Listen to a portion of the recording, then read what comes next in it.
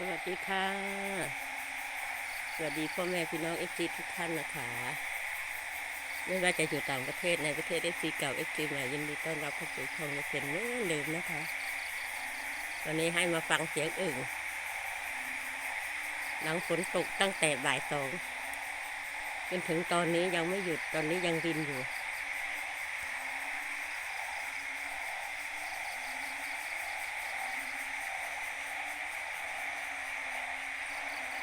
ตายางแล้วก็มีสระอยู่ใกล้ๆยายเพนเคยเอาอึ่งมาปล่อยอยู่นะยายเพนไม่กินยายเพนซื้อมาปล่อยแล้วเขาก็มาจับของยายเพน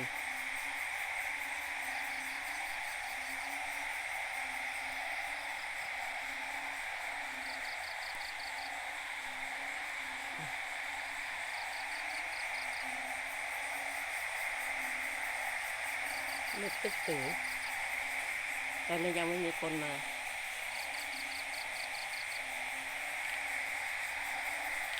ยังเต็มเลย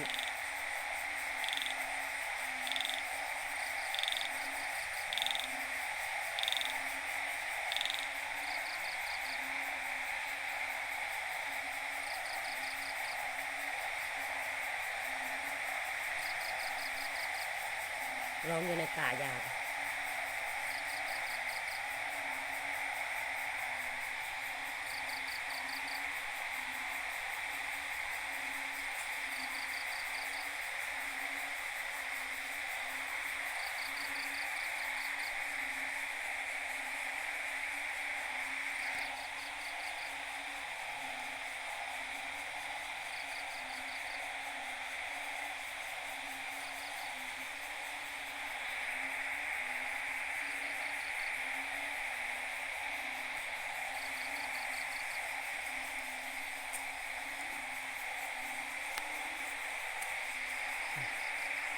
ร้องเต็มป่ายางเลยอ่ะไม่รู้ร้องอยู่ตรงไหน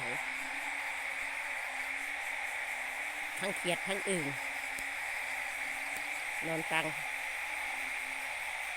สนุกเลยให้ฟังไม่ช่วยฟังว่ามันสนุกไหมไปเป็นฟังมา3 คืนแล้วฝนตกนี่ก็รินอยู่นะเนี่ยละอองอยู่ยังไม่มีใครมาเขาไม่จับแล้วมั้งเพราะว่ามันอยู่ในป่าปกติเขาจะมาจับเนี่ยตรงเสาไฟเนี่ยถนนใหญ่เนี่ย